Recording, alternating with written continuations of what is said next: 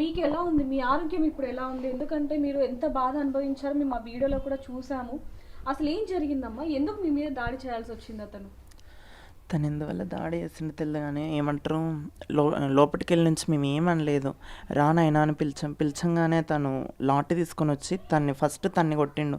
Second నన్ను బలంగా కొట్టిండు. ఇక్కడంతా లోపల ఎముక ఫ్రాక్చర్ అయింది. చాలా నొప్పిగా ఉంది. నేను నడవలేకపోతున్నా. ఒకరి సపోర్ట్ లేకపోతే నేను బయటికి వెళ్ళలేను, వాష్రూమ్కి వెళ్ళలేను, వాటర్ కూడా తీసుకోలేను. ఇప్పుడు ఎలా ఉందమ్మా? డాక్టర్స్ ఏమన్నారు? డాక్టర్ 2 months 3 months రెస్ట్ తీసుకోమని చెప్పారు అక్క. మీరు చెప్పండి, మీరు అక్కడికి వెళ్ళటం జరిగింది. అతనేమో వాళ్ళ నాన్నగారు చనిపోయే బాధలో ఉన్నాను అతను అంటున్నాడు. అక్కడ ఏం జరిగిందని మీ ఇద్దరికి మాత్రమే తెలుసు.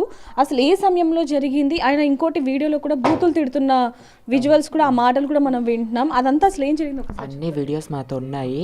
తను చెప్పినట్టుగా మేము వెళ్ళాము, వెళ్ళలేదని చెప్పట్లేదు, వెళ్ళాక మేము సైన్ రాసుకున్నాక ఒక గోప్యోషం ఇక్కడ అయ్యింది, ఇంకా వేరే వాళ్ళు అక్కడికి రావద్దని మేము ఒక వీడియో తీసుకొని మా గ్రూప్లలో వేసుకుంటాము. నిలబడ్డాం, జస్ట్ ఆ వీడియో తీస్తూనే ఉన్నాము, నిలబడ్డాము. ఆయన హఠాత్తుగా వచ్చేసి గేట్ తోసేసాడు. తోయంగానే ఈ అమ్మాయి పడిపోవడం జరిగింది. ఇంకా రావడంతోనే అసలు వెళ్ళండి అని 2 సార్లు చెప్పారు. ఎందుకు నాయన కొడతావా అని ఈ పిల్ల అనింది. అనగానే కొట్టేసి మాట కథ ఏమీ లేదు. ఇంకా అప్పుడు మేము 1,00,000 ఎక్కువ డిమాండ్ చేసాము. ఇంకొకటి మేము బట్టలు ఇప్పామని